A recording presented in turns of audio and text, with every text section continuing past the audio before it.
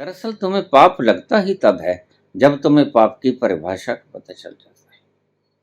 पुण्य लगता ही तब है जब तुम्हें पुण्य की परिभाषा का पता चल जाता है। बड़ी गहरी बातें हैं, शांति से बैठ के सुनना। यही कुछ तुम्हें सीखना पड़ेगा। अगर ये कला तुम्हें आ गई तो तुम इंद्रियों के मालिक हो गए। ये छोटी सी कला सुनने में कहने में छोटी सी लगती है। मुझे लोग पूछ लेते हैं, बाबा क्या संत के भीतर कामवृत्ति नहीं आती? बिल्कुल आती है।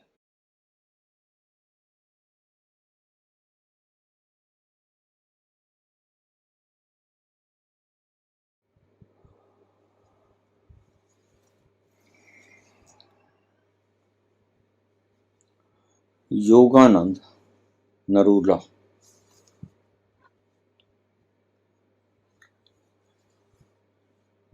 ईशावास्य उपनिषद का एक और श्लोक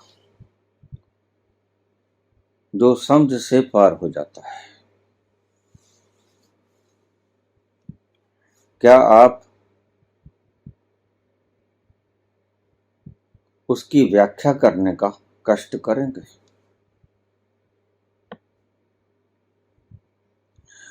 तेन तक्तेन भुंजितः मागध कस्य विद्यानम। बड़ा सुंदर श्लोक है। व्याख्याकारों ने इसकी मिट्टी पलीत कर दिया।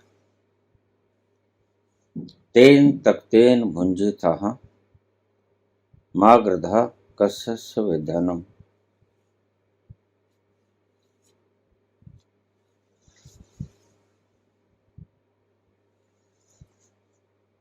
जो त्याग पूर्वक भोग करते हैं, जिन्होंने त्यागा उन्होंने भोगा, जिन्होंने भोगा उन्होंने त्यागा,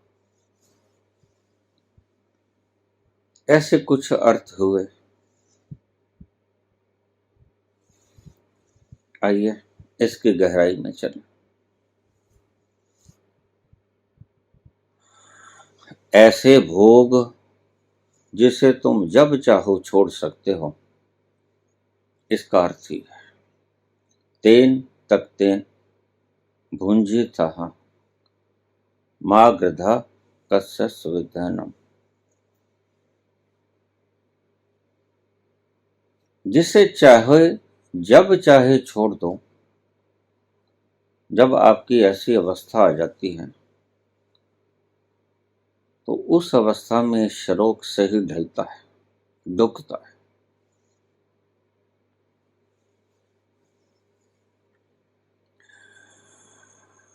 कभी आजमा के देख।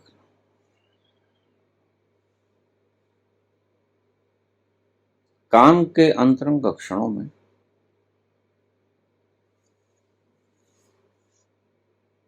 अचानक से छोड़ देना।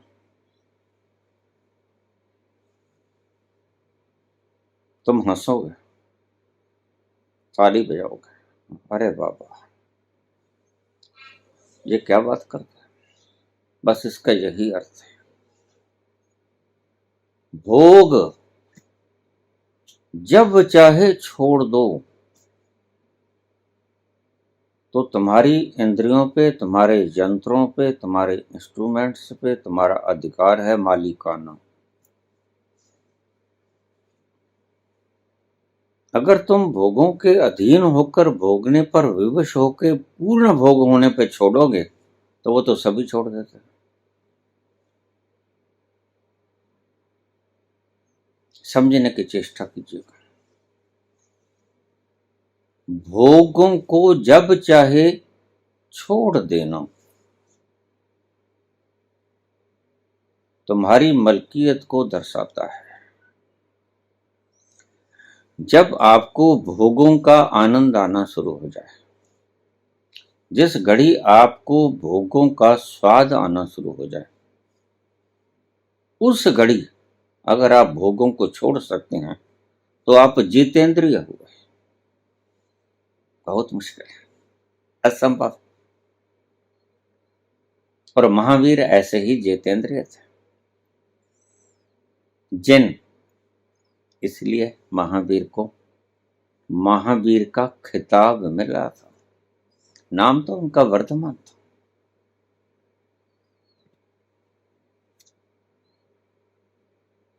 तुम तुम्हारी इंद्रियों के मालिक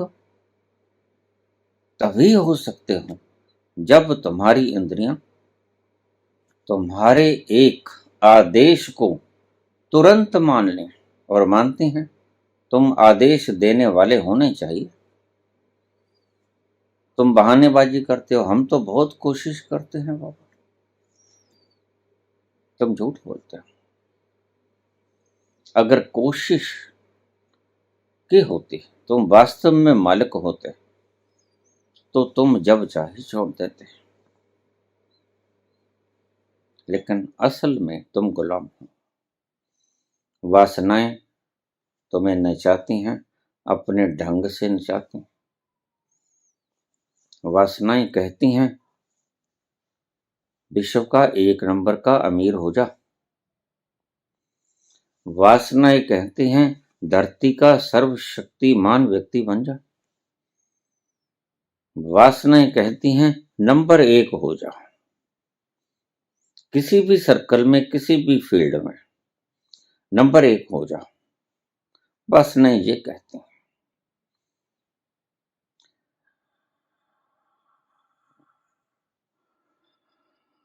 और तुम घोषणा करते हो जितेंद्रिय होने की।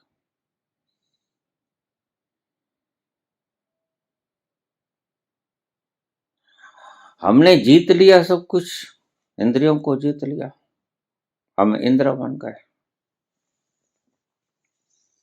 धोखा खा जाते हो, और धोखा खुद खाते हो, किसी को नहीं देते।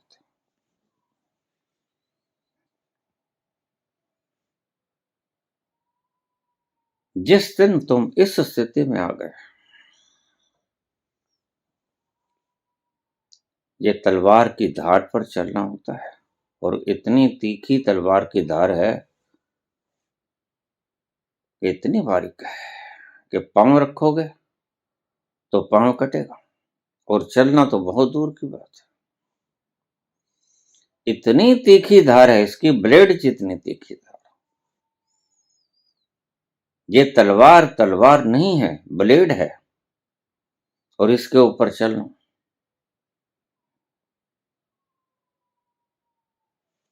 इसलिए तो हमारे सनातन में है, जैन धर्म में त्यागियों को इतना सम्मान दिया गया। वस्त्र छोड़ दिए, थोड़ा सा खाना लिया, बीमार हो गए, दवाई नहीं ली। कितनी तकलीफ में है, कितनी भूख लगी, लेकिन अगर दिन छिप गया तो नहीं खाएंगे।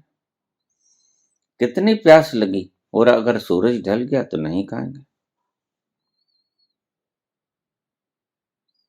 यह जितेंद्रिय होने का प्रमाण था। हमने अपनी इंद्रियों को जीत लिया है।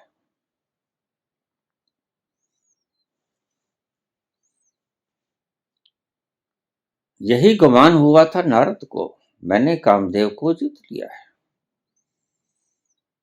और गुमान करते करते विष्णु के पास आए। वेदवती के स्वयंवर में उन्होंने उसे बंदर का मुखड़ा दे दिया।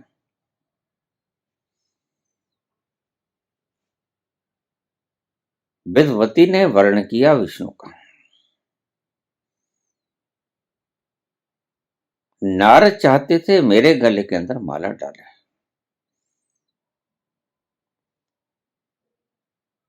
जब अपना मुखड़ा देखा शीशे में, तो बड़े कुपित हुए विष्णु पे। विष्णु को श्राप दे दिया।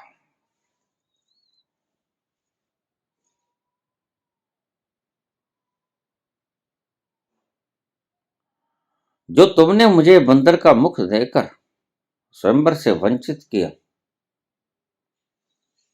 मैं तुम्हें श्राप देता हूं कि त्रेता युग में यही बंदर तुम्हारी डूबती नैया को उबारेंगे। ये श्राप ना हुआ, वरदान था। भला ऐसे ऐसे श्राप भी हुआ करते हैं।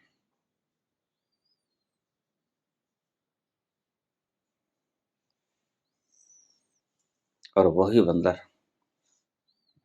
त्रेता युग में भगवान राम के काम आए।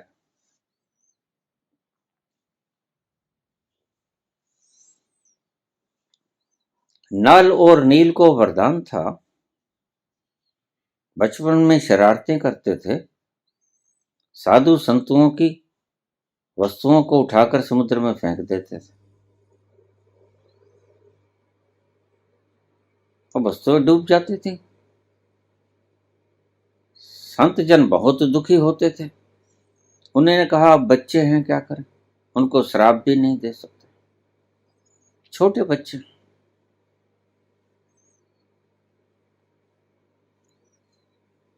अबोध व्यक्ति को श्राप लगा नहीं करता, ये बात समझ लेना। जिसको अभी बोध नहीं आया उसको श्राप नहीं लगा करता। इसलिए शास्त्र विधान में ये शब्द लिखा है कि 12 वर्ष से कम बच्चे को बोध नहीं आता, वह अबोध ही कहलाता है। इसलिए 12 वर्ष से कम बच्चे को श्राप नहीं लगा करता।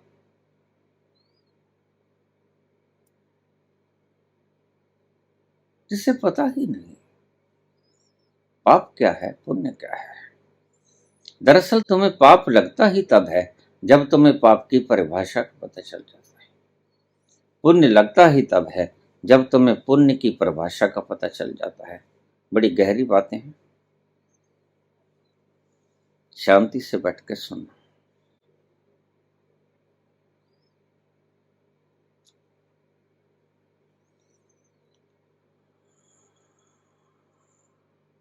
तो उन्होंने श्राप दे दिया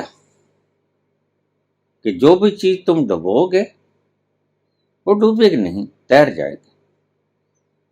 और बस यही श्राप वरदान का काम किया। जिस पत्थर को हाथ लगा देते नल और नील, वह डूबता नहीं था। उसी से ही राम सेतु बन गया। अद्भुत बात है।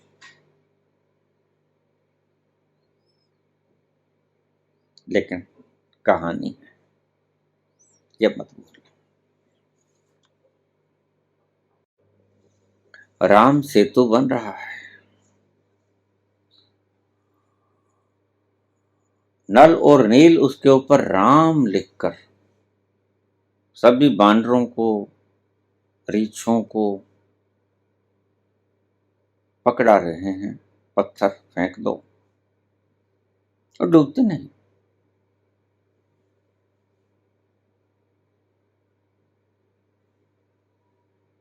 नल और नील इसका श्रेय अपने सिर पे नहीं लेना चाहते थे। नाम लिखते थे राम, यद्यपि राम ना भी लिखते तो भी वो तैर जाता, क्योंकि श्राप था। लेकिन राम लिखा इसलिए कि निर्विकार थे, श्रेय नहीं लेना चाहते थे कि पत्थर हमारे हाथ लगाने से तैर गया, डूबा नहीं। तो यहां तो जो हम काम करते नहीं उसका श्रेय ले लेते, गाड़ियों को झंडियां दिखा देते हैं, जबकि हमारा रोल कोई नहीं होता।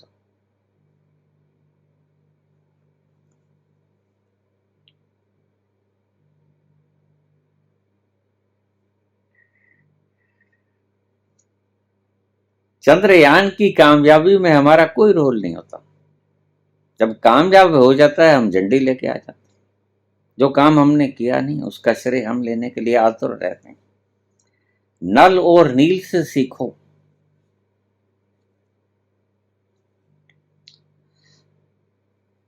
गुण होते हुए भी उसका श्रेय ना ले, उसका श्रेय किसी और को देते हैं, बड़ा मुश्किल है। तो करोल सूझी, भगवान राम ने एक पत्थर उठाया, उसके ऊपर नाम लिखा राम।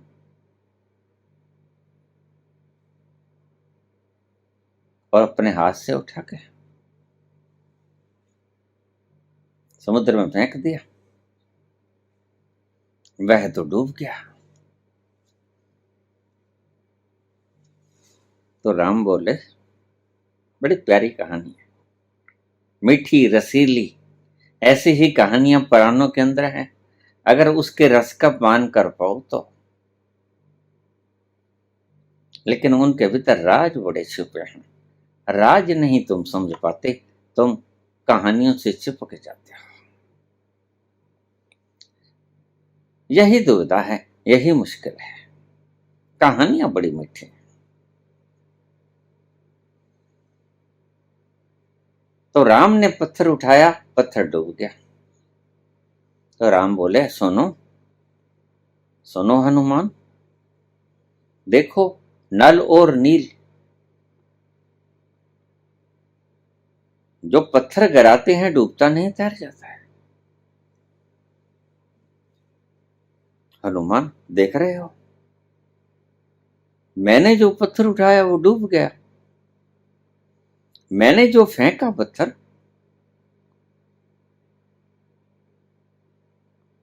वो डूब गया। हनुमान हनुमान बोले, प्रभु डूबेगा ही। जिसे आप अपने हाथ से फेंक दो, तिरस्कृत कर दो, त्याज्य कर दो, वह तो डूबेगा ही भगवान। वह तैरेगा कैसे? जिसको आपने ही दुत्कार दिया, जिसकी सुधि बुद्धि आपने ही नहीं ली, जिसको भूल गए आप, उसका उद्धार कैसे होगा भगवान? वह तैरेगा कैसे? भव सागर से पार कैसे होगा? वह तो डूब ही जाएगा। जिसको आप डुबो, माझी ही नाव डुबोए, उसे कौन बचाए? प्रभु इसमें कोई हैरानीजनक बात नहीं, बस तुम्हारे तारे से तर जाता है, तुम्हारे डुबाने से डूब जाता है। इसमें कोई हैरानी वाली बात थोड़े है प्रभु।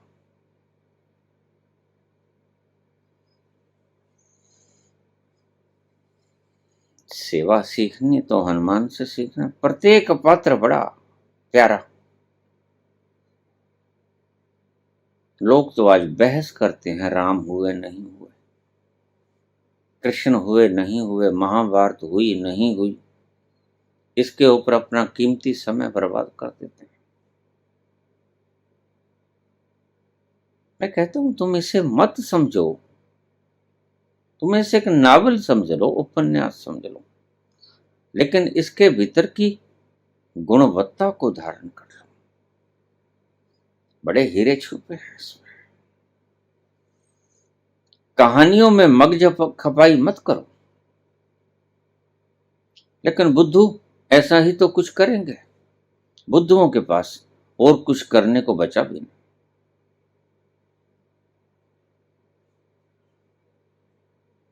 ऐसा कुछ ही पैरियार करते हैं, नए नए तर्क निकालते हैं, लेकिन ध्यान रखना बुद्धि के तर्क पे ऐसी ही षडांध आया करती।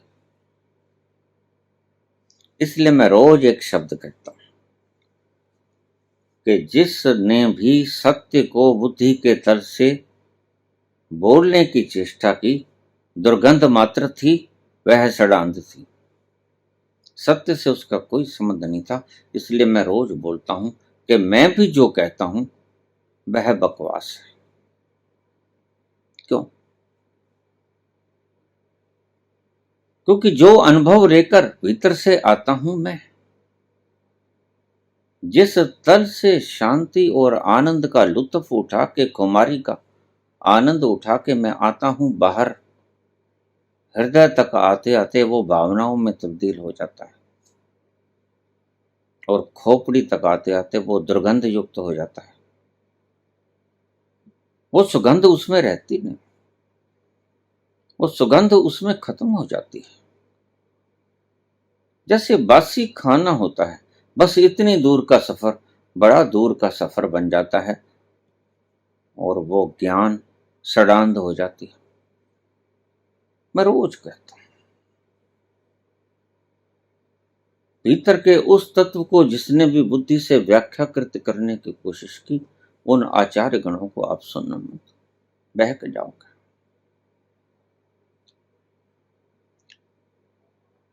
फिर किसी और गुरु के पास जाओगे तो गुरु कहेगा देखो, पहले तो ये सड़ांध मिटा के आओ, स्नान करके आओ, ये दुर्गंध कहां से लेके आयो, इस दुर्गंध को तिरस्कृत करके आओ, इस दुर्गंध को साफ सुथरा बना के आओ। स्नान करने का यही महत्व था कि जो कुछ तुमने इकट्ठा किया नकली गुरुओं से, नकली अनुभवों से, नकली शास्त्रों से, नकली कितने ही असली आदमियों ने लिखे हों, लेकिन शब्द में ढलते ही नकली हो जाते हैं। जैसे ही सत्य ने शब्दों का मुखौटा उड़ा, वह असत्य हो गया, उसमें बांस आनी शुरू हो गई। सुवास नहीं आती, बांस आती है, वह विकृत हो जाता है, इसलिए वह बोला नहीं जा सकता। संत फिर भी कोशिश करता है, दयावश करुणावश, लेकिन बोलता है, इशारे करता है। शायद इन इशारों से तुम समझ जाओ। और कोई भाग्यशाली होता है जो इशारों को समझ जाता है। बाकी लोग तो कमेंट करने पे उतारू हो जाते हैं, जल्दी से कमेंट कर दो, जल्दी से इसको नीचा दिखा दो।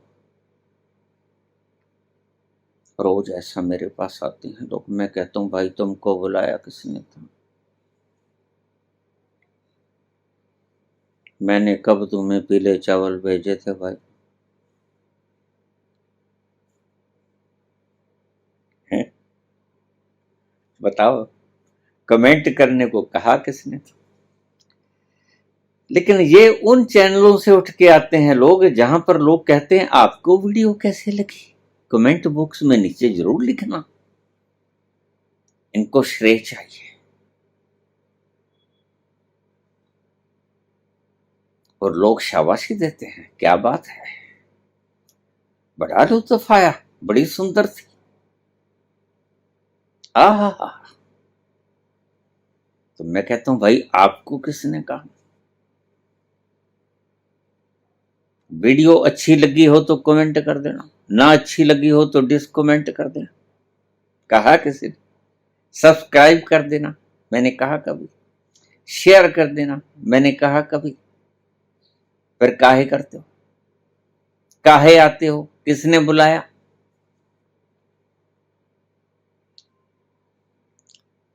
बिन बुलाए मेहमान।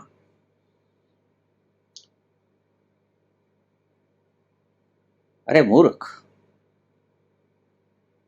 खुशबू भी कभी धक्के से बांटी जाती,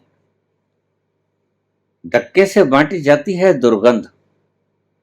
और जो लोग धक्के से बांटते हैं, अपना एड्स देते हैं, लाखों करोड़ों रुपए खर्च करते हैं अपने मुखौटों को चमकाने के लिए, पता है ये माटी का पुतला एक दिन ढेर ढेरी हो जाएगा और तुम्हारा इतिहास में कोई पता ही नहीं चलेगा कि तुम कभी हुए थे।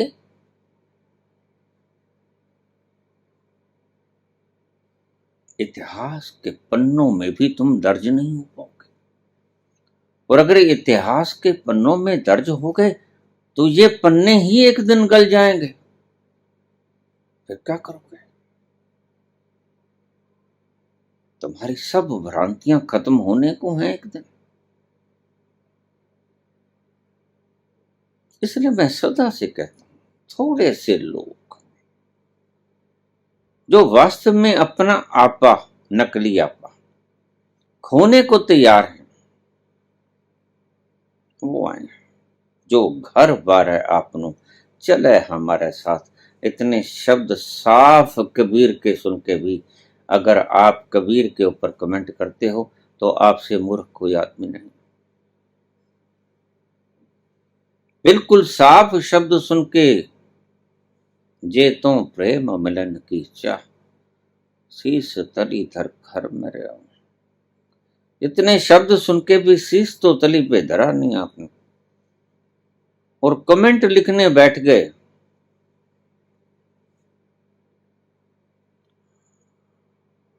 गलत है, सही मार्ग नहीं। जरा सोचना, कमेंट करने से पहले।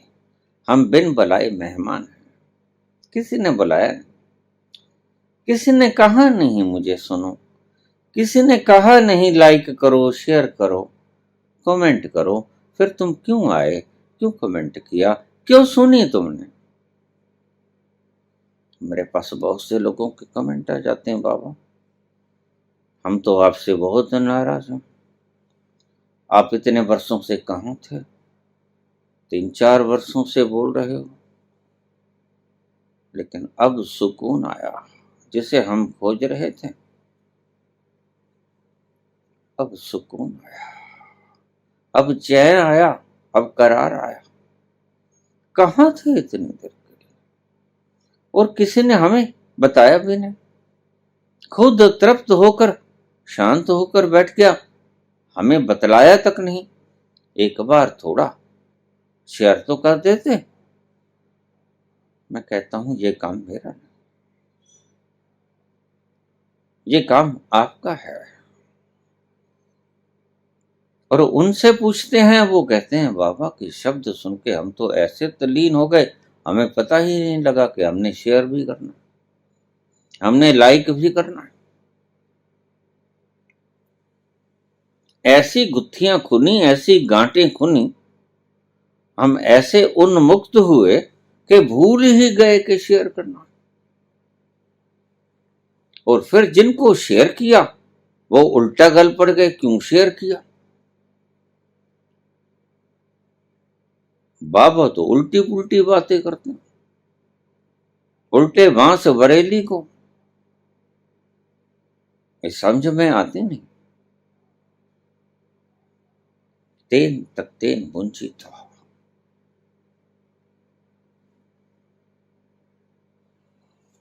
क्या अर्थ है इनका? भोगों को जब चाहे छोड़ दो तो तुम भोगों के मालिक हो। जो ये यंत्र जिनके द्वारा तुम भोगों को भोगते हो,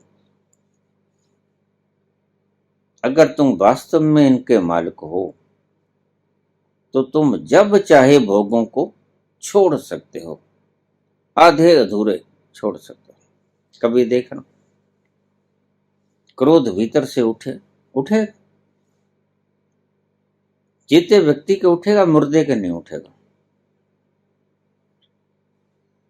मुर्दे को तो ठुड्डे मारे चले जाओ, वो क्रोधित नहीं होगा, क्योंकि भीतर चेतना नहीं। फिर हम जला भी देते हैं, फिर भी कुछ कसक नहीं करता, आहा नहीं भरता।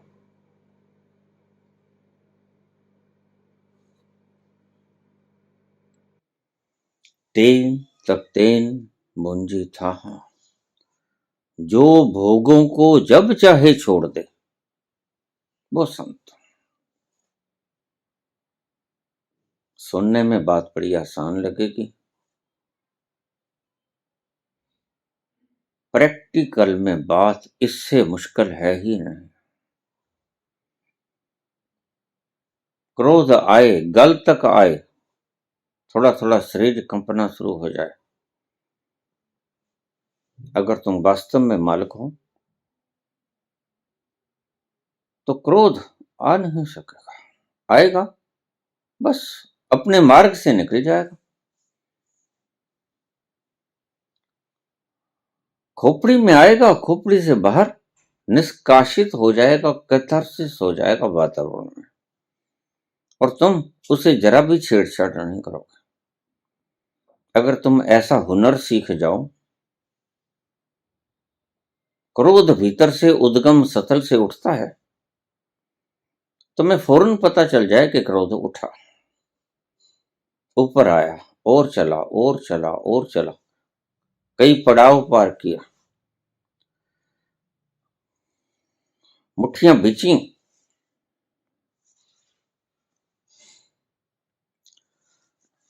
दांत कटकटाने लगे, आंखें लाल हो गई, शरीर कांपने लग गया। क्रोध का तूफान तुम्हें चारों तरफ से घेरे हुए है, और अगर तुम वास्तव में मालिक हो तो इन सब परिस्थितियों के भीतर तुम शांत बैठे रहोगे।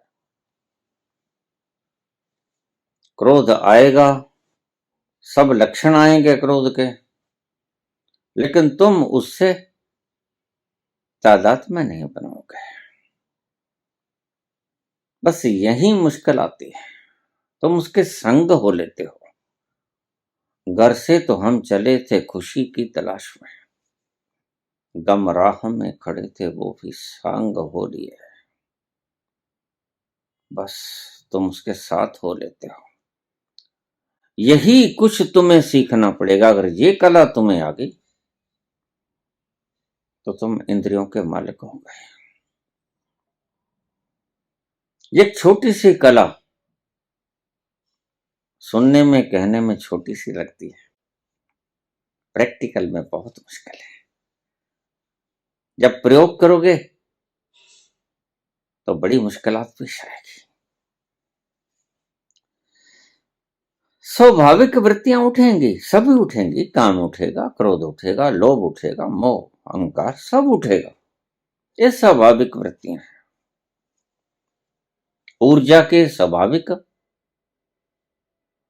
मोड़, कभी ऊर्जा काम की तरफ, कभी क्रोध, कभी लोभ इकट्ठा कर लूं, कभी मोह, ये मेरा फला, ये मेरा फला, मेरा पुत्र, मेरा पौत्र, मेरी पत्नी, मेरे सगे संबंधी, मेरे रिश्तेदार, मेरे मित्र। कभी अहंकार, मैं हूं तो सब है, और जब मैं चला जाऊंगा तो सब दुनिया फिदा हो जाएगी, विदा हो जाएगी, निस्त नाबूद हो जाएगी। मैं हूं तो सब रहेगा। जब भी ऐसी भावनाएं भीतर से आती, सभी के भीतर से आती। जिसने शरीर धारण किया उसके भीतर से वासनाएं आती हैं, लेकिन ये एनर्जी का रूप है, स्वाभाविक है, इनसे लड़ना मत।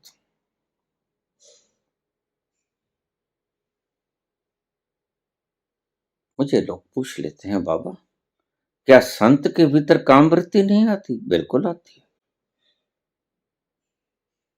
फिर बाबा यही तो मैं समझा रहा हूं। जिन्हें तुम विकार कहते हो वे एनर्जी के अलग अलग रूप हैं, और इनसे मुक्ति पाना चाहते हो तो आपको इनकी मालिकाना हक लेने होंगे, इनके ऊपर मालकियत करनी होगी। मालकियत कैसे होगी? जब ये उठें तुम अपने स्वभाव में ठहर जाना, तुम अपने मालिक हो गए, तुम इंद्रियों के मालिक हो गए, तुम एनर्जी के मालिक हो गए, तुम वासनाओं के ऊपर आधिपत्य कर सकोगे, तुम इंद्र बन सकोगे, इंद्रियों के राजा बन सकोगे। फिर इंद्रियां तुम्हें नचाएंगी नहीं, फिर वासनाएं तुम्हें डुलाएंगी नहीं, फिर वासनाएं अपने तांडव से तुम्हें ग्रसित नहीं करेंगी। सब उठेगा, सब तूफान, कचरा, कबाड़ा सब होगा, लेकिन तुम अपने केंद्र बिंदु के अंदर मगन हुए बैठे रहो। सफियर के ऊपर, परिधि के ऊपर सब कुछ चलेगा, तेज हवाएं चलेंगी।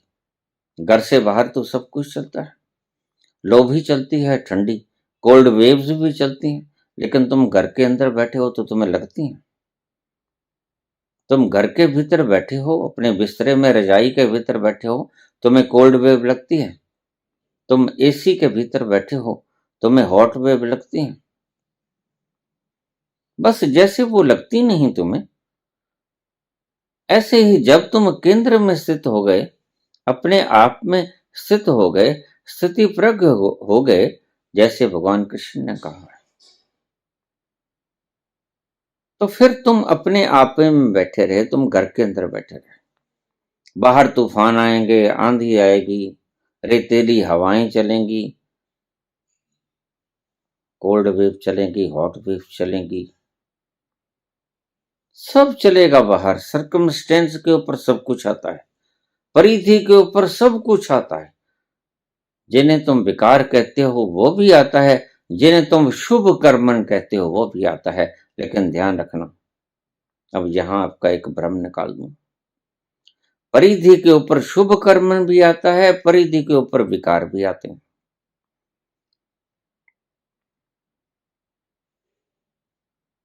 लेकिन परिधि के ऊपर दोनों चीजें आती हैं, केंद्र में ये दोनों चीजें नहीं जाती।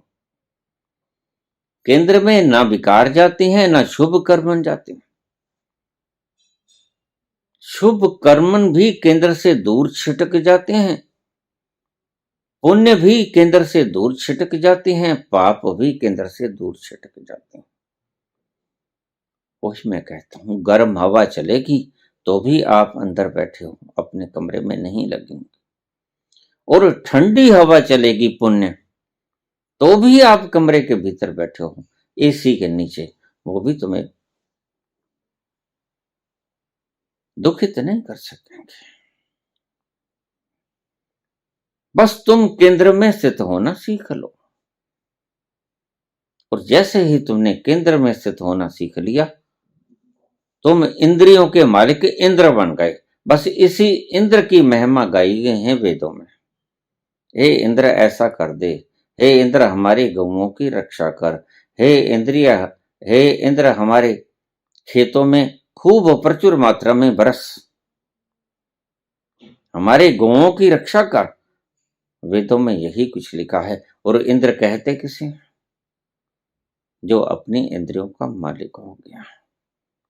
और थोड़ा आगे चले, जो अपनी इंद्रियों का मालिक हो गया उसने अपनी खुदी को जान लिया।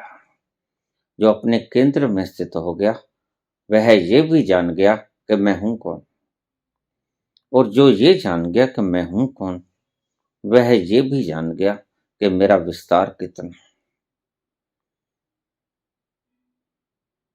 एक असाध है, सब सत है। जैसे जैसे तुम अपने करीब आते चले जाओगे परिधि से केंद्र की तरफ, बाहरी सर्कल से एक बिंदु की तरफ, वैसे वैसे तुम्हारी शांति घनीभूत होती शुरू हो जाएगी। तुम शांति के पुंज होते चले जाओगे। रोज तुम्हारी सहन शक्ति बढ़नी शुरू हो जाएगी। तुम ज्यादा मस्त, आनंदित, खुमारी से युक्त, मौन, ये सारे गुण तुम्हारे भीतर आ जाएंगे, क्योंकि ये सारे गुण केंद्र के हैं, ये सारे गुण परमात्मा के हैं।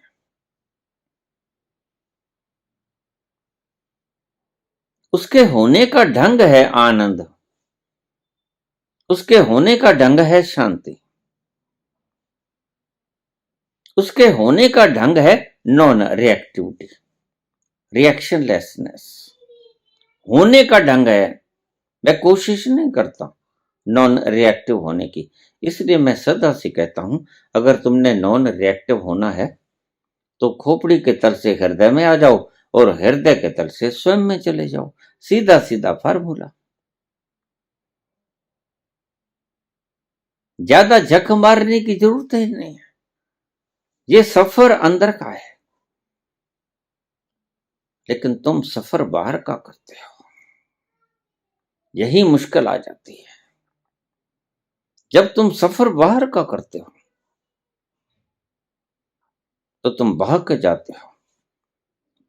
जब तुम सफर अंदर का करते हो तो तुम सन मार्ग पे चल जाते हो, तुम भटकते नहीं, बहकते नहीं। तेन तक तेन भुंजे था।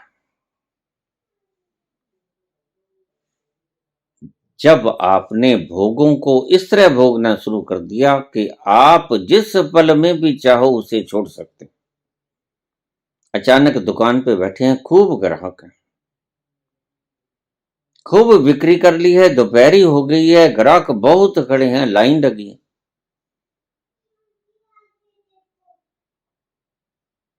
और आपका गल्ला भरा पड़ा है पैसों से, सुबह से बिक्री बहुत की है, ग्राहक भी खड़े हैं, सामान भी बहुत पड़ा है, और अचानक से आप उठो और घर छोड़ के, दुकान छोड़ के चले जाओ। यह होता है तेन तक तेन भुंजी था। बड़ा मुश्किल पड़ेगा। जितना बोलना आसान था उपनिषद के इस शब्दों को, उतना ही निभाना बहुत मुश्किल है। बड़ा गल्ला छोड़ के, बड़े ग्राहकों की दुकान को छोड़कर, सब सामान पड़ा है, सब हैं, नौकर चाकर हैं, सब हैं, लेकिन तुम अचानक से उठे और दुकान से चले गए और गायब हो गए। ऐसा कर सकते हो? भोगते भोगते भोगों के क्षण में से अचानक रुक जाओ, स्टॉप। ऐसा कर सकते हो? क्रोध आए तुम्हें ही पता चले, तुम उसके मालिक हो, उसको आने दो और कैथारसिस हो जाने दो, क्या दिक्कत है?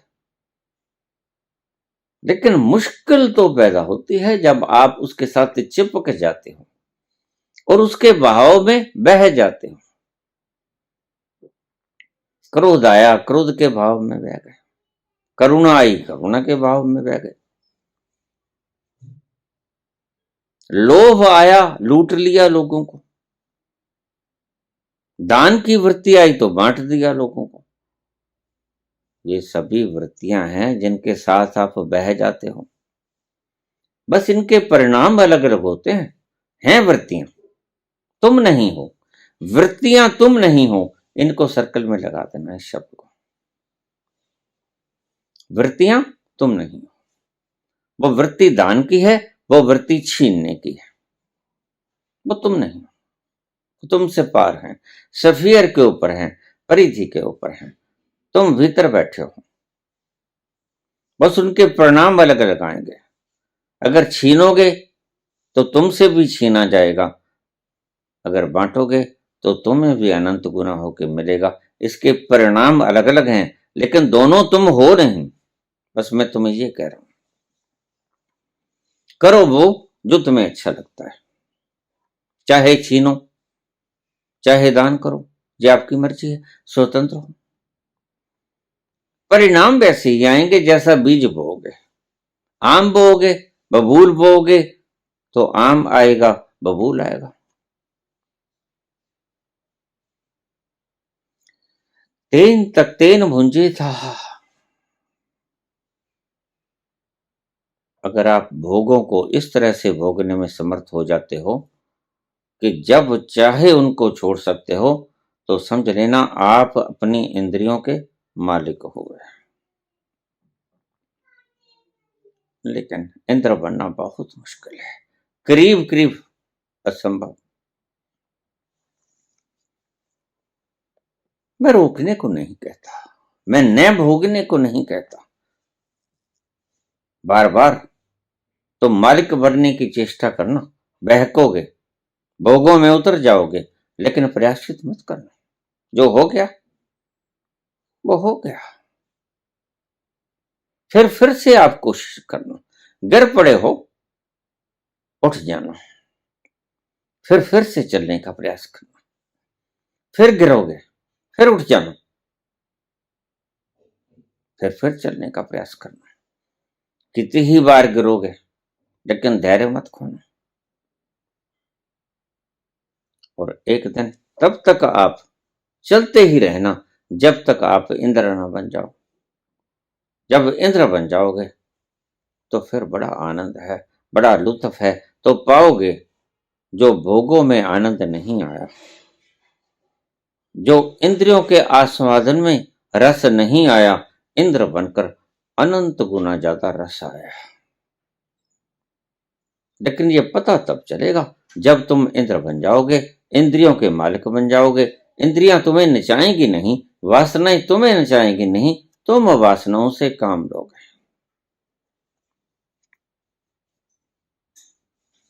वासनाएं तो नानक को भी आती हैं, काम तो कबीर को भी आता है। बच्चे ऐसे ही नहीं पैदा हो गए, लेकिन तुम में और नानक कबीर में फर्क क्या है? तुम में और कृष्ण में क्या फर्क है? वो इन वासनाओं का प्रयोग करते हैं, उचित प्रयोग, अनुचित प्रयोग नहीं, उचित प्रयोग करते हैं। ये वासनाएं जिसके लिए बनी हैं उसके लिए प्रयोग करते हैं, रिप्रोडक्शन के लिए काम का प्रयोग करते हैं, होना भी चाहिए।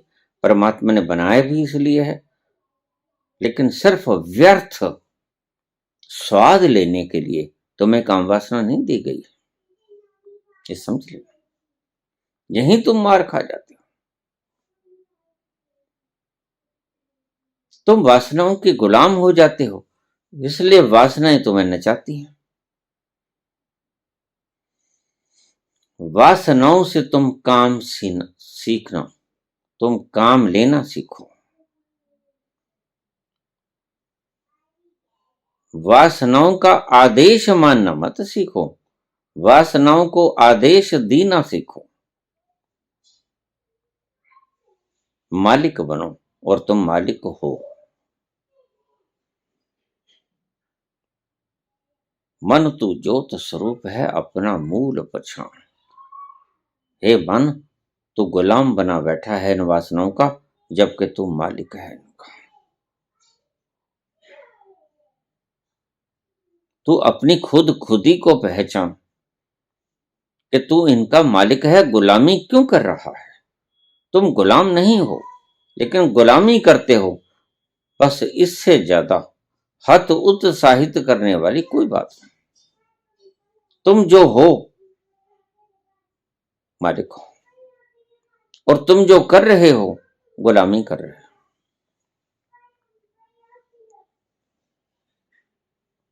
ये स्वाभाविक प्रक्रियाएं हैं। पसीना निकलेगा कैसे रोकोगे?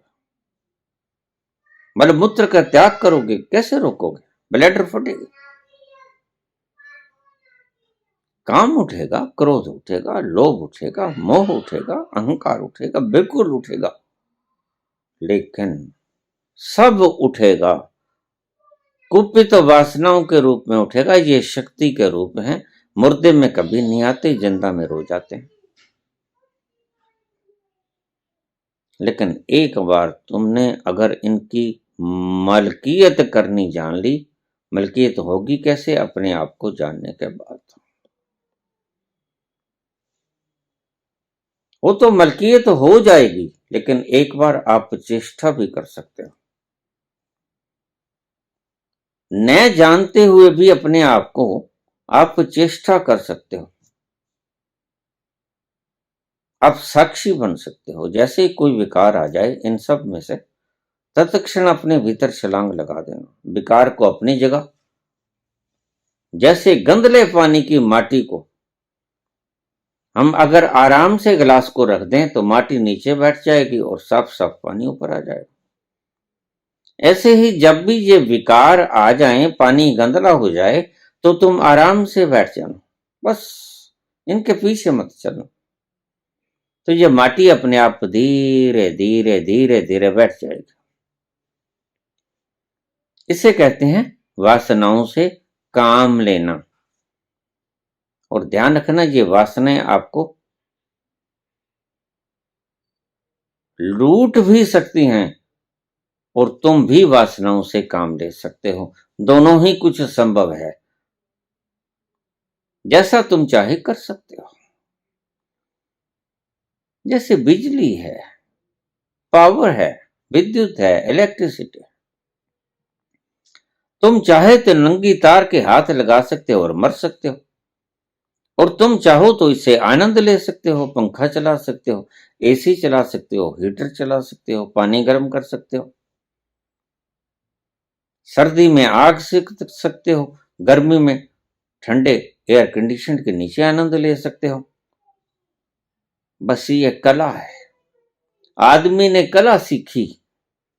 इस शक्ति को कैसे उपयोग किया जाए, सदुपयोग किया जाए, तो वह सुख मान रहा है।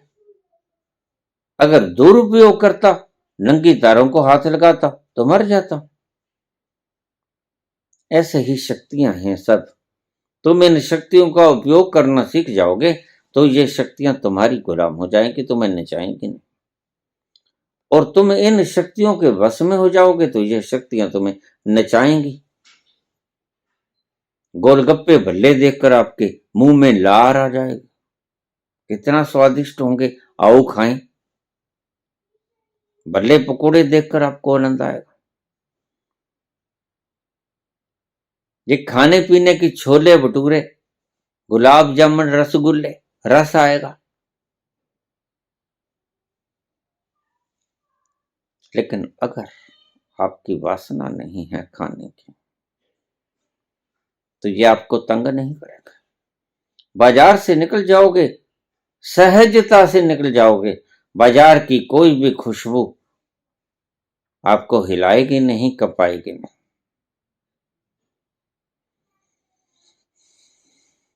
ऐसे ही आप मछली मार्केट में से निकल जाओगे जो दुर्गंध युक्त है, ऐसे ही आप मिठाइयों से खुशबू युक्त बाजार में से निकल जाओगे और दोनों चीजें आपको प्रभावित नहीं कर सकेंगी। तो मैंने एक छोटा सा फार्मूला आपको बताया कि जैसे ही ये विकृत वासनाएं उठें, एनर्जी के विकृत रूप उठें, तो तुमने क्या करना है? तुमने कछुए की तरह अपने आप को खींच लेना है, अपने आप में अवस्थित कर लेना है, केंद्रीभूत कर लेना है, सारी शक्तियों को एकाग्र करके। बस इतना सा काम करना है। सफियर के ऊपर सारी घटनाएं घटती रहेंगी और आप अपने केंद्र में मजे से बैठे रहोगे। कोई वासना का गुबार तुम्हें छलावा नहीं दे सकेगा, वर्ण वासनाओं से तुम काम ले सकोगे, जो भी तुम चाहोगे, जो उनका फंक्शन है। तेन तक तेन भुंजे था। जब आपने भोगों को इस तरह भोगना शुरू कर दिया कि जब चाहो त्याग दो, बस तब आपने इन शब्दों को सार्थक किया। ईशावास्य उपनिषद का ये शब्द बड़ा प्यारा है। पहला शब्द है ईशावास्य। ईशावास्यमिदं सर्वं यत् किंच जगत्याम जगत। तेन तक तेन भुंजी था माग्रधय कसस्वितनम।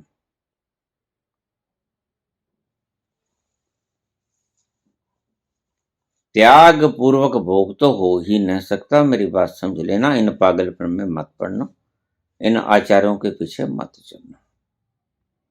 कैसे करोगे त्याग पूर्वक? दोगले हो जाओगे। त्याग करोगे या भोग करोगे? तो ये शब्द ही मूर्खता से भरा पड़ा है कि त्याग पूर्वक भोग करो। कैसे हो सकता है? त्याग अपनी जगह, भोग अपनी जगह, बिल्कुल विपरीत दिशाएं। त्याग पूर्वक भोग तो हो नहीं सकता। हाँ, इस प्रकार भोग हो सकता है कि आप भोगों को जब चाहो छोड़ दो। छोटी सी कहानी कहकर मैं अपनी बात को समाप्त करूंगा और आप इस शब्द का पूर्ण अर्थ समझ पाओगे। किसी गुरु के पास कोई भिक्षु अध्यात्म की शिक्षा के लिए गया था। गुरु को जितना आता था बता दिया। 3 वर्ष तक गुरु के पास बिताए। प्राइमरी शिक्षा उसने देके शिष्य से कहने लगा, बच्चे मुझे जो आता था मैंने तुम्हें बता दिया, इससे आगे मैं खुद भी नहीं जानता। शिष्य ने पूछा, प्रभु अब मैं कहां जाऊं? अधर्म में छोड़कर आपने ये मझधार में आपने तो नाव खड़ी कर दी। नहीं नहीं, घबराओ मत, आप जनक के पास चले जाओ। राजा जनक, थोड़ी दूरी के ऊपर राजा का महल था, बस यही 20-25 किलोमीटर दूर। शिष्य चल पड़ा। सांझ ढले, पैदल चलते चलते थोड़ा थोड़ा अंधेरा होना शुरू हो गया था। पूछ पूछ के गया, राजा का दरबार कौन सा है, महल कौन सा है, कहाँ मिलेंगे, कोई जाने की रुकावट तो नहीं है। पहरेदारों ने कहा, नहीं, कोई रुकावट नहीं है। रुकावट कायरों के महलों में होती है, संतों के महलों में रुकावट नहीं होती। इस तरह की रुकावट नहीं होती कि अपनी सुरक्षा के लिए रुकावट करें। अपनी मस्ती के लिए तो रुकावट कर सकते हैं, ध्यान से समझना, अपनी सुरक्षा के लिए। क्योंकि जिसको पता चल गया कि मैं हूं कौन, वह क्या खाक सुरक्षा करेगा, वह तो सुरक्षित है। वह न कट सकता है, न जल, न मर, न गल। वो क्या खाक सुरक्षा करेगा। ऐसे तत्व की कभी सुरक्षा करनी होती है। धर्म कभी मरता नहीं, धर्म आप हो। और आपके मूर्खों ने आपको सिखाया है शास्त्रों में, धर्मो रक्षति रक्षते, धर्म की रक्षा करो, धर्म तुम्हारी रक्षा करेगा। क्या खाक रक्षा करेगा। धर्म की कभी रक्षा करनी पड़ती है। धर्म वो जो कभी मिटे ना, धर्म वो जो तुम हो, धर्म वो जिसे कृष्ण ने कहा, नैनम छिदंती शस्त्राणि, नैनम दहती पावका, न चैनम क्लेदंत्यापो, न शोषति मारुता, न हन्नते हन माने शरीरे। वो धर्म है, इसकी क्या खाक रक्षा करोगे। वह पहले से रक्षित है, वह सुरक्षित है, वह चाहोगे तो मिट नहीं सकता। पहरेदारों ने कहा, कोई पाबंदी नहीं, आप जा सकते हो। राजा दरबार में बैठे हैं, महफिल चल रही है, रोज का काम था। भिक्षुक तो गया, एक लंगोटी पहने हुआ था, बस एक भिक्षा मात्र पात्र था।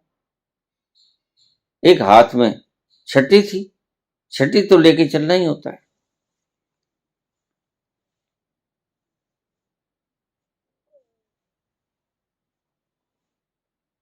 पहुंचा, जाके देखा, महल के बिल्कुल द्वार पे पहुंचा तो सीन देखकर, दृश्य देखकर हिल गया।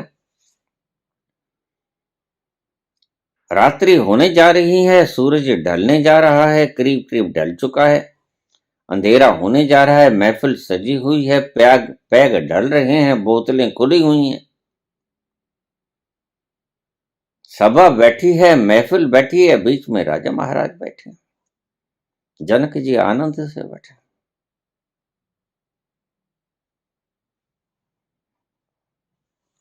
और उस भिक्षुक ने तो सबक सीखा था त्याग का।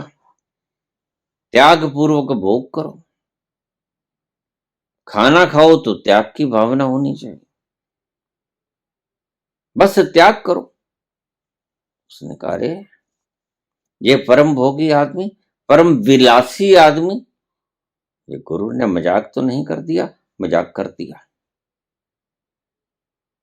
गुरु खुद जानता ही नहीं, मन सौ तरह के प्रश्न उठाने शुरू कर दिए। जब गुरु जानता ही नहीं, अरे पगले तू मूर्ख था, जब वो जानता ही नहीं इससे आगे, तो वो यह भी नहीं जानता कि इससे आगे कौन जानता है। ये दृश्य देखा, पैग डल रहे हैं, नर्तकियां नाच रही हैं, हल्की हल्की वीणा, मृदंग, तबला, ढोलक, हल्की हल्की थाप, रंगीन मिजाज कर रही हैं। सांझ रंगीन बन रही है और मस्त बैठे बीच में जनक, लुत्फ ले रहे हैं। और अपनी खुली आंखों से जनक के सारे दरबार को, क्रियाकलापों को निहार रहा है भिक्षु। जनक मस्त बैठे। उसने कहा, यह तो गलत स्थान पर आ गया, अब रात को रुकूंगा भी कहाँ। दूर बहुत निकल आया हूं, सूरज ढल गया है, रात्रि का बेला है, रात ठंडी है।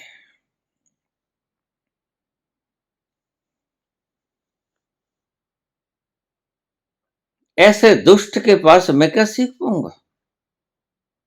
ये तो परम विलासी है, भोगी। तो चलो, वापस चलूं, कहीं भी रुक जाऊंगा, देखी जाएगी, किसी वृक्ष के तले आराम कर लूंगा, ठंडी लगेगी, देखी जाएगी, कोई बात नहीं।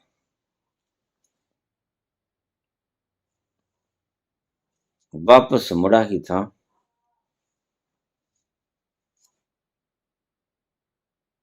पलटा ही था, भाग के एक सिपाही आ गया। भिक्षु, रुको, बोलो क्या बात है? राजा जनक ने तुम्हें बुलाया है, तुम्हारे पास आते हैं राजा जनक। राजा सिंहासन से उठे, उसके पास आए, भिक्षु के पास आए। कहो भिक्षु, कैसे आए थे, फिर वापस क्यों चले? महाराज, मैं क्या बताऊं, मेरे गुरु ने तो मेरे से मजाक कर दिया, आपके पास भेज दिया अध्यात्म का सबक सीखने के लिए, और तुम यहां दारू पी रहे हो, नर्तकियां नाच रही। मैं कहां दुष्टों की महफिल में आ गया, गुरु ने बड़ा भारी मजाक किया। तो जनक बोले, कोई बात नहीं, घबराओ मत, आज की रात यहां रुको, कहां जाओगे, रात ठंडी है, आराम से कमरे में सो जाओ, महल बड़ा विशाल है, बड़े कमरे हैं, तुम्हें आराम से यहाँ पर सोने के प्रचुर प्रबंध कर दिए जाएंगे, तुम्हारे खाने के प्रबंध का मैं आदेश कर दूंगा, तुम सो जाओ, कोई बात नहीं। अब क्या, सुबह क्या जाना ही है, सुबह चले जाना। भिक्षु को बात जची, रुक रुकने में बिगड़ता भी क्या है, रुकना तो पड़ेगा ही। तो सैनिक को साथ भेज दिया गया, कमरा खुलवा दिया गया और ठहरने का प्रबंध कर दिया गया, रात को खाना दे दिया गया, दूध दे दिया गया और कह दिया तुम आराम करो, रजाई दे दी, बिस्तरा दे दिया गया।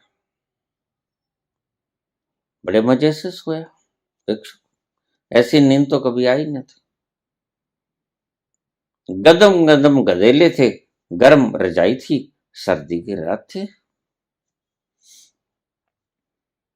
भोर भई, सुबह 5 बजे, किसी ने दरवाजा खटखटाया, भिक्षुक ने दरवाजा खोला, नींद से जगा ही था। देखा, जनक।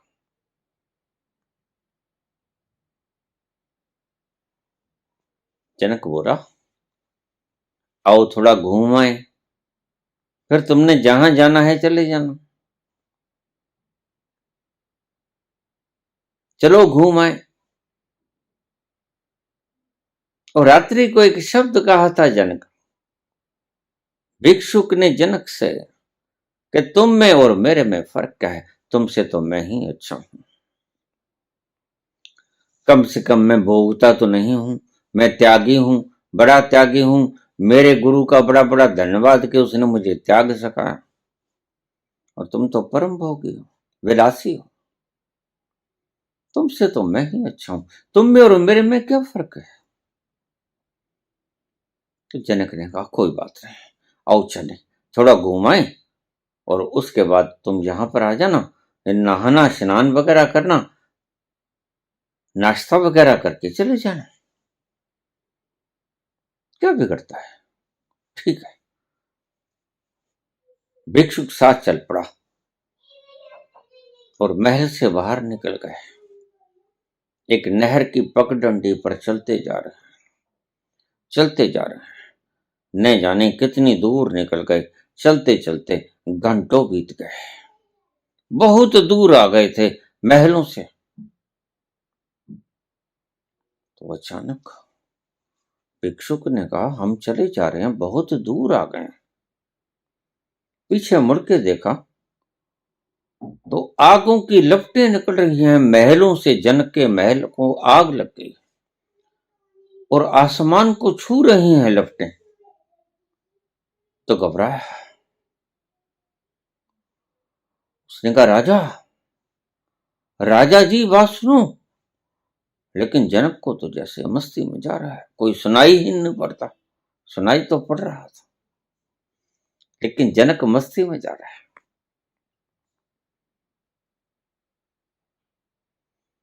राजा मुड़ के देखो तो तुम्हारे महलों को आग लग गई है। तुम्हारी रानियां, तुम्हारे पुत्र पौत्रादि, तुम्हारे अस्तबल, तुम्हारे हाथी, तुम्हारे घोड़े, तुम्हारे सैनिक, तुम्हारे खजाने सब राख हो जाएंगे। अब तक तो राख हो गए होंगे, इतनी ऊंची लपट है। जनक ने कहा आओ चलें, हम घूमने का आनंद लें, क्यों फिक्र करते हो, चल। कृष्ण ने कहा कमाल है, ये पागल है या सुना नहीं? उसने कहा राजा, पागल हो या बहरे हो? राजा ने कहा ना मैं पागल हूं, ना बहरा हूं। आओ आराम से आनंद से देखो, विचरण कर रहे हैं, घूम रहे हैं, प्रकृति का आनंद ले रहे हैं। हवा कितनी शानदार है, स्वच्छ वायु के अंदर भ्रमण कर रहे हैं। ना मैं पागल हूं, ना मैं बहरा हूं, मुझे सब सुन रहा है। तो फिर जरा देख भी लो पीछे मुड़ के, कितनी ऊंची लपटें हैं। तुम्हारा सारा महल जल गया है, तुम्हारी सारी संपत्ति खाक हो गई है। अगर बचती है तो बचा लो, भागो दौड़ो, कुछ करो। राजा ने कहा बात सुनो, जो होता है होने दो, हम सैर का आनंद ले लें।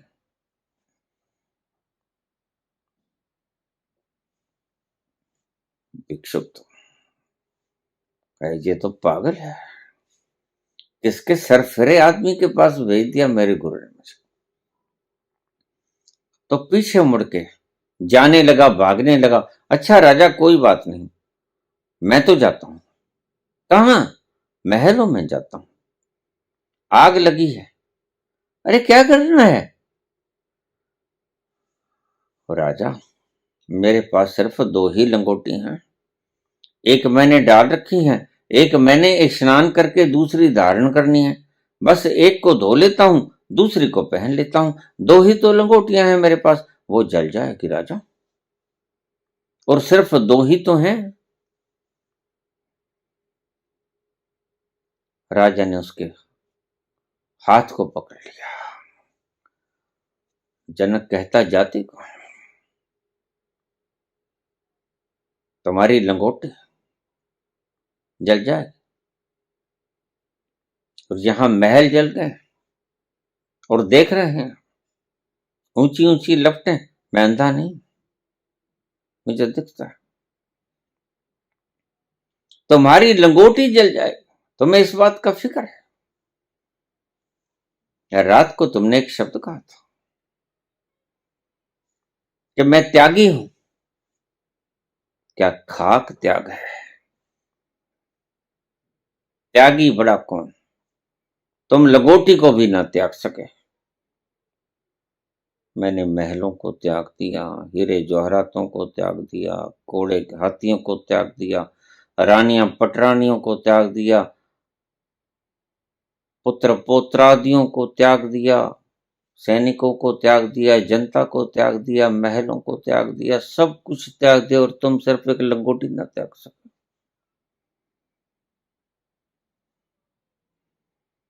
भिक्षुक को समझा। भिक्षुक ने चरण पकड़ लिया, प्रभु गलती हो गई, गलती हो गई। मैं वास्तव में लंगोटी में ही उलझा हुआ था, लंगोटी में ही मेरी सारी जान अटकी पड़ी थी। दो ही तो हैं, एक पहन रखी है, एक स्नान करके पहननी है। जनक ने कहा थोड़ा सा आंख उठा के ऊपर देख, आग लगी है? तो भिक्षुक ने देखा कोई आग नहीं थी। आग नकली थी, आग भ्रम की थी, आग जनक की लगाई हुई थी, आग भ्रम दिया गया था सिर्फ उसका भ्रम तोड़ने के लिए। तो चरण पकड़ लिए, नहीं राजा कोई आग नहीं, तो फिक्र मत कर, तेरी लंगोटी नहीं जलेगी। इसे कहते हैं जब चाहो भोग को त्याग दो, तेन तक तेन बुंजिता। तुम तुम्हारी इंद्रियों के मालिक हो जाओ। जब भी जब भी चाहो तुम भोगों को त्यागने की क्षमता जब रख पाओगे, तब ही तुम संत हो पाओगे। सभी चीजों को घटने दो, सभी घटनाएं घटेंगी परिधि पर, और तुम केंद्र में स्थित रहो, अपने आप में मगन रहो। घटनाओं को घटने दो, हम तो अपनी मस्ती में, आग लगे बस्ती में। धन्यवाद।